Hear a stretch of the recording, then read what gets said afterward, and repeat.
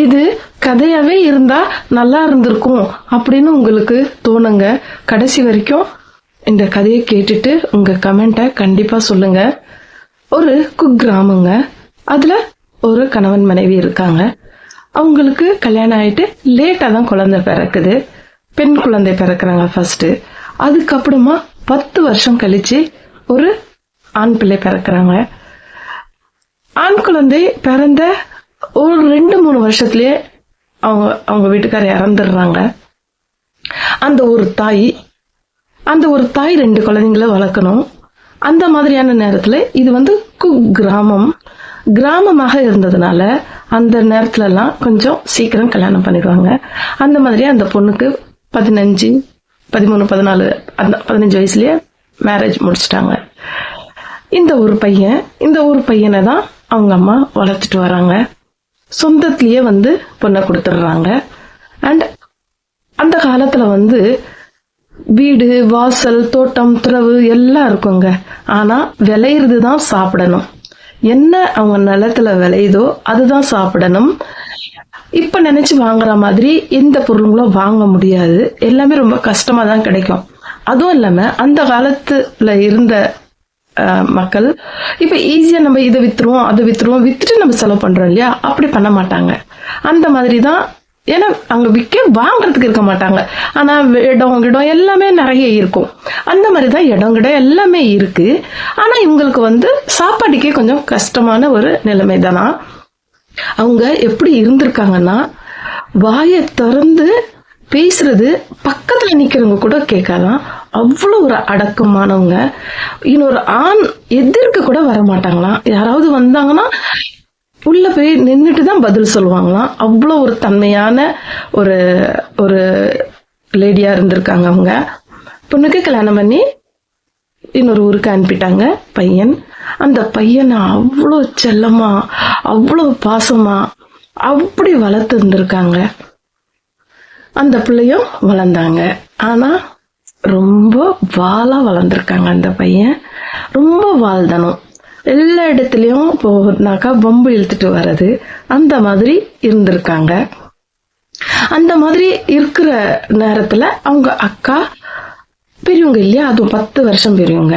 அவங்க மாமா அவங்க இந்த பையன் ஊர்ல இருந்தா ரொம்ப இது பண்ணுவான், இவனை வெளிநாட்டுக்கு அனுப்பிடலாம் அப்படின்னு சொல்லிட்டு வெளிநாட்டுக்கு அவனுடைய இளமை வந்த உடனே வெளிநாட்டுக்கு அனுப்பி வச்சிடறாங்க. அங்க போயிட்டு சம்பாரிச்சு அனுப்புறாங்க. இந்த காலம் கொஞ்சம் அப்படியே வருது. அங்க சம்பாரிச்சுட்டு வந்த உடனே நான் பொண்ணு தரேன், நீ பொண்ணு தரேன்ட்டு பொண்ணு கொடுக்க போட்டா போட்டி ஆகுது அந்த பையனுக்கு. ஏன்னா அவங்க அவ்வளோ ஒரு சாஃப்டான டைப்பா அந்த லேடி. அப்போ சொந்தத்துல நான் தரேன் நீ தர அப்படின்னு சொல்லிட்டு வராங்க. இவங்க என்ன நினைக்கிறாங்கன்னா, தான் பிள்ளை வெளியில இருந்து ஒரு பொண்ணு எடுத்துட்டு வரணும்னு ஆசைப்படுறாங்க. அந்த பொண்ணு வராங்க, அந்த குடிசைல எல்லாம் இருக்க மாட்டாங்க அப்படின்ட்டு நல்ல பெரிய வீடா. ஏன்னா பையனும் போய் சம்பாரிச்சாங்க. அந்த சேம் டைம் இவங்களுடைய சொத்து இருக்கு இல்லையா, இந்த சொத்துக்களும் இருக்கு. இருந்தாலும் இந்த பையன் சம்பாரிச்சு நல்ல பெரிய வீடா கட்டுறாங்க. மருமக வந்தாச்சு, பெரிய வீடு கட்டியாச்சு. எப்படி மாமியாருக்கு குழந்தை இல்லையோ, லேட்டா வந்துச்சோ, அதே மாதிரி அவங்களுக்கும் குழந்தை பிறக்கல. அப்போ சாடமாட பேசதானே செய்வாங்க. ஊர் மக்கள் சாடமாட பேசுறாங்க. ஆனா இந்த அம்மா அவ்வளோ ஒரு பொறுமை, ஒரு வாயை திறந்து பேச மாட்டாங்க, அந்த மாதிரி டைப்பு. ஆனா சொத்து எல்லாம் இருக்கிறது மாமியார் பேர்ல. ஒரே பையன் இருந்தாலும் அந்த சொத்து மாமியார் பேர்ல இருக்கு. இப்போ இவங்களுக்கு என்ன ஆச்சு, இந்த மனைவிக்கு என்ன ஆச்சுன்னா, இவங்களும் ஃபாரின் போகணும்னு ஆசைப்படுறாங்க. அவங்க வீட்டுக்காரர் என்ன சொல்லிட்டாரு, இவ்வளவு பெரிய வீட்டை கட்டியாச்சு உனக்காக, அம்மா வேற இருக்காங்க, அம்மா இருக்கிற வரைக்கும் நீ இங்கேதான் இருக்கணும் அப்படின்னு சொல்லிடுறாரு அவங்க வீட்டுக்காரர். அப்போ அந்த மருமகளுக்கு தண்ணியா அறியாம அந்த மாமியார் மேல ஒரு கோவம் வருது. ஜாலியா இருக்கிறதுக்கு முடியலையே அப்படின்னு ஒரு கோவம் வருது அவங்க மேல. அப்புறமா அவங்களுக்கு ஒரு பையன் ஒரு பொண்ணு அவங்களுக்கு பிறக்கிறாங்க. எப்படி மாமியாருக்கு பிறந்தாங்களோ அதே மாதிரி அவங்களுக்கும் ஒரு பொண்ணு ஒரு பையன் பிறந்துடுறாங்க. பொண்ணும் நல்லா படிக்கிறாங்க, பையனும் நல்லா படிக்கிறாங்க. அப்ராட்ல தான் இருக்கிறாங்க அந்த அம்மாவுடைய மகன். இப்போ இந்த குழந்தைகள் வளர்றாங்க. அவ்வளோ கோபம் அவங்களுக்கு அந்த மாமியார் மேலதான் வருது. ஏன்னா அவங்க வெளியில வர மாட்டாங்க, ஒரு சொத்து இருக்கிறது விற்க மாட்டேங்கிறாங்க, எல்லாம் அவங்க பேர்ல இருக்கு, இவங்களால ஜாலியா இருக்க முடியல. அப்போ என்ன பண்றாங்க, கொஞ்சம் கொஞ்சம் அந்த அந்த அந்த கோபமாகப்பட்டது இவங்க இருந்தாதானே அப்படிங்கிற மாதிரி அவங்க மைண்ட்ல ஏறிடுது, அந்த மருமக மைண்ட்ல ஏறிடுது. அப்ப என்ன பண்ணணும், இவங்களை எப்படியாவது அவங்க பொண்ணு வீட்டுக்கு அனுப்பிடணும் அப்படின்னு சொல்லிட்டு பொண்ணு வீட்டுக்கு அனுப்புறதுக்கு ஏற்பாடு பண்றாங்க. ஆனா பெண்ணை கொடுத்த குடும்பம் ரொம்ப பெரிய குடும்பம், அவங்களுக்கும் அதுல பங்கு இருக்கு இல்லையா, ரெண்டு பசங்க தானே இருக்கு இல்லையா. அப்போ அந்த அம்மா என்ன சொல்றாங்க, அது கொஞ்சம் கொஞ்சமா ஸ்டார்ட் பண்றாங்க.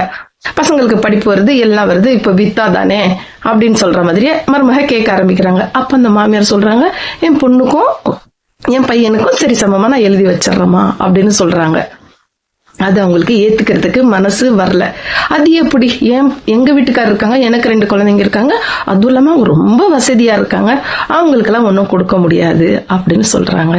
சொன்னாலும் அவங்க கேட்கவே இல்லை. இல்ல ஒரு இடமாவது என் பொண்ணுக்கு கொடுக்கணும் அப்படின்னு சொல்லிட்டு ஒரு வீடு அவங்க எழுதி கொடுத்துடுறாங்க பொண்ணு பேர்ல. அவங்க மகனும் ஒன்னும் சொல்லல, இன்னும் 2 இடம் என்னமோ எழுதியும் கொடுக்கறாங்க. ஆயிடுச்சு. இப்போ பிள்ளைங்க படிச்சாச்சு. இப்போதான் அவங்களுக்கு அந்த அம்மாக்கு கொஞ்சம் கொஞ்சம், ஏன்னா ஏஜ் அந்த காலத்து இல்லையா, அவங்களுக்கு வயசாகுது. அவங்களுக்கே குழந்தை பிறந்தது லேட்டு, பையனுக்கு குழந்தை பிறந்ததும் லேட்டு. இவ்வளவு ஆயிட்டும் அவங்களுக்கு அவங்க மாமியார் மேல இருந்த கோபம் போகவே இல்லை. அப்படியே இருக்கு கோபம் அவங்களுக்கு. அது ஊர் இல்லைங்களா, ஊர்ல இருக்கும்போது எல்லாருமே சொல்லுவாங்க, இது அப்படி இப்படின்னு சொல்லுவாங்க. அப்போ அவங்களுக்கு கோபம் வருது, அவங்க ஒரு வாட்டி விழுந்துடுறாங்க. அவங்க விழுந்த உடனே, ஆனா அந்த பையனுக்கு அவங்க அம்மா மேல ரொம்ப பாசம், அப்பப்ப கேட்டுக்கிட்டே இருப்பாங்க. ஆனா இன்னொரு விஷயம், அவங்க அம்மா போனே எடுத்து பேச மாட்டாங்களாம், பையன் கிட்ட போன்லயே பேச மாட்டாங்களாம், தூரத்துல இருந்தே பேசுறத நின்று கேட்டுப்பாங்களாம். அம்மாட்ட கூட பேசலான்னாங்க, பேச மாட்டாங்களாம். அவங்களுக்கு அது ஒரு பயமோ அது என்னமோ தெரியல, பேச மாட்டாங்களாம். பையன் குரலை மட்டும் கேட்டுப்பாங்களாம். அந்த மாதிரி இருந்திருக்காங்க. அப்போ இந்த விழுந்தாங்க பாத்தீங்களா, அதுவே அவங்களுக்கு அந்த மருமகளுக்கு ஒரு சான்ஸ். வாவ், செம சான்ஸ். என்ன பண்ணிட்டாங்க, எடுத்துட்டு போயிட்டு ஒரு ரூம்ல வச்சுட்டாங்க. வச்சுட்டு என்ன பண்றாங்க, சரியா சாப்பாடு கொடுக்கல, காலு உடஞ்சிருக்கு, சாப்பாடு கொடுக்கலன்னா என்ன ஆகுறது. இப்போ அதுக்குள்ள இன்னும் ரொம்ப முக்கியமான விஷயம், அந்த பொண்ணுக்கும் கல்யாணம் ஆயிருச்சு. யாரு, பேத்திக்கு கல்யாணம் ஆயிருச்சு. பேர இருக்கான் இல்லையா, பேரை ஊர்ல அங்க இல்லாம ஊருக்கு போயிட்டான் வேலைக்கு. வெளியூர் போகல, ஊருக்கே. வெளியூர் மீன்ஸ் ஃபாரின் போகல, ஊருக்கே. அவங்க அந்த அம்மாவுடைய பையன் மட்டும் ஃபாரின்ல இருக்காங்க. இப்ப இந்த பையனும் அவங்க அப்பா அந்த இளமையில இருந்த மாதிரிதான் கொஞ்சம் துடுக்கா இருக்கானா. அதனால இந்த பையன் இங்கே ஏன்னா அவங்க அனுப்ப ஒத்துக்க மாட்டேன்றாங்க, என் பிள்ளை என்கிட்டதான் இருக்கணும் அப்படிங்கிற மாதிரி அந்த மருமக நினைக்கிறாங்க. நினைச்சிட்டு அனுப்பல. மாமியார பெட்ல போட்டாச்சு. பெட்ல போட்டுட்டு சாப்பிடறதுக்கு கொடுக்கல. ஒரு நாளைக்கு ஒரு வேளை, அது ஒரு 2 இட்லி அந்த மாதிரிதான் கொடுக்குறாங்க. ஏன்னா உயிரோடையும் இருக்கணும், அந்த மாதிரி ஆரம்பிச்சிட்டாங்க அவங்க. அந்த பழி வாங்குற உணர்வு, எப்படியாவது இங்க செத்துட்டாங்க, எல்லாம் சொத்தம் வந்துடும். ஏன்னா ஒரு வீடு எழுதி கொடுத்துட்டாங்க, அடுத்தது இன்னொரு இடம் பொண்ணுக்கு எழுதி கொடுக்கணும்னு சொல்றாங்க, இருந்தா சரி சமமா கொடுக்க சொல்லுவாங்க. அதனால இவங்களை ஏதாவது பண்ணணும்னு நினைச்சிட்டாங்கன்னு நினைக்கிறேன். அந்த அல்லாவுக்கு தான் தெரியும். என்ன பண்ணிட்டாங்க, உள்ள விட்டு எதுவுமே இல்லை. அந்த ட்ரெஸ் குளிப்பாட்டுறது இல்ல, பாத்ரூம்க்கு எப்படி இருந்து வருவாங்க, அப்படியே அந்த ரூம்லயே போட்டுட்டு இருக்காங்க. ஒரு வேலைக்கு சாப்பாடு எவ்வளவு குரலுக்கு தர நல்லா டைட்டா மூடிட்டு, நல்ல பெரிய வீடு, அக்கம் பக்கத்தாருக்கும் கேட்காது. ஓகேங்களா. அப்போ அக்கம் பக்கம் கூட யாருமே அவ்வளவா கவனிச்சுக்கல. இவங்கள வெளில பேசிடுவாங்களா, இல்ல படுத்திருக்காங்க அப்படி இப்படின்னு. இவங்க கேட்பாங்களா, அம்மா எப்படி இருக்காங்கன்னு. பையன் கேட்டாக்க ரொம்ப நல்லா இருக்காங்க, அடிபட்டு இருக்குல்ல, நல்லா ரெஸ்ட் எடுக்கிறாங்க, அடிபட்டு இதே சொல்லி இருக்காங்க அந்த மருமக. இவங்க உள்ளேயே விட்டு என்ன பண்ணுவாங்க, பசி. அவங்க அந்த சிவரெல்லாம் அந்த கிழிச்சு இது என்ன பிள்ளைகள் பாருங்க. நான் இன்னைக்கு ஸ்டோரி மாதிரி சொல்றேன், ஆனா உண்மையா அத ஒருத்தங்க சொல்லும் போது நான் எனக்கு ஃபீல் ஆச்சு பாருங்க, அவ்வளவு ஃபீல் ஆச்சுங்க. அந்த செவுத்தை எல்லாம் தண்ணி கூட வைக்கலையாம். அந்த லேடி, அந்த அம்மா அவ்வளோ ஒரு சுத்தமா, அவ்வளோ கலரு, அவ்வளோ அழகா இருந்தவங்க. அப்படியே ஆளே அடையாளமே இல்லாம போயிருச்சாங்க. 6 மாசம் வரைக்கும் அத எடுக்கவே இல்லை. அவங்க பிள்ளை போனாங்கன்னா எப்பவுமே 3 வருஷம் 4 வருஷம் ஆகுமா ஃபாரின்ல இருந்து வர்றதுக்கு. அப்ப கூட கேட்டுட்டு இருந்தா அவங்க பேச மாட்டாங்களே. பேசிக்கிட்டே இருந்திருந்தாங்கன்னா எப்படியும் அவங்க மாட்டியிருப்பாங்க. இப்படியே தாங்க பண்ணியிருக்காங்க. சாப்பாடு கொடுக்காம திட்டுறது அப்படிலாம் பண்ணியிருக்காங்க. நெக்ஸ்ட் அந்த செவுத்து எல்லாம் அவங்க இது பண்ணியிருக்காங்க. துணிங்க கிழிச்சு அப்படியே உள்ளே இருந்தா என்னங்க அவங்க மனம் பெதிலிச்சிருச்சிருக்குங்க அவங்களுக்கு. அப்படியே துணிங்க கிழிச்சு கிழிச்சு கிழிச்சு கிழிச்சு அங்க அது எப்படி இந்த காலில் கட்டு போட்டிருந்தாங்களோ எல்லா இடத்துலயும் கட்டு போடுற மாதிரி கட்டு போட்டு அந்த துணி இல்லாம போயிட்டு இருக்குங்க. ஒரு நாள் ஃபுல்லாவே லாக் பண்ணிட்டு பக்கத்துல என்ன சொல்லிட்டு இருக்காங்க, அவங்க பொண்ணு கூட்டு போயிட்டாங்கன்னு சொல்லிட்டு இருக்காங்க. இவங்களுடைய வாய்ஸ் சவுண்டு கம்மியான உடனே இப்படியே நினைச்சிட்டு இருக்காங்க. ஆனா பேட் ஸ்மெல். ஏன்னா அதுலயே போயிட்டு அங்கேயே பாத்ரூமுக்கு போயிட்டு அது நினைச்சு பார்க்கவே மனசு ரொம்ப கஷ்டமா இருக்குங்க. சொல்லும் போதே இப்படி இருக்கே. அந்த தாய் அனுபவிச்சிருக்காங்களே. எங்கெங்க இந்த பாவத்தை எல்லாம் போய் கழுவுவாங்க? எங்க போய் கழுவுவாங்க? பண்ணிட்டு அந்த ஸ்மெல் வருதுன்னு அந்த பக்கத்து வீட்டுக்காரங்களுக்கு அவங்க மைண்ட்ல இதே ஆயிட்டு இருந்திருக்கு. அவங்களுக்கு யதார்த்தமா ஒரு மரணம் நியூஸ் வந்தோடனே அவங்க போய் ஆகணும், கேஸ் வரும்னு சொல்லிட்டு என்ன பண்ணிருக்காங்க, அந்த சாவியை அந்த பக்கத்து வீட்டுக்காரங்கிட்ட கொடுத்து கேஸ் வரங்கா வாங்கி வச்சிருங்க பணத்தை கொடுத்துட்டு போயிருக்காங்க.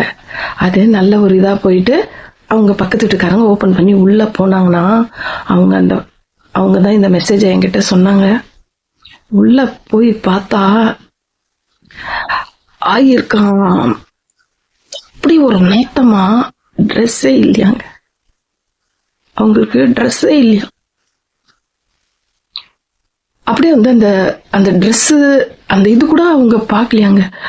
அந்த கதவை திறந்த உடனே கிட்ட எடுத்துட்டு வராங்களாங்க. சாப்பாடு வேணும் இப்படின்னு சைகை காட்டுறாங்களாங்க. சாப்பாடு வேணும், சாப்பாடு சாப்பாடு சாப்பாடு அப்படின்னு.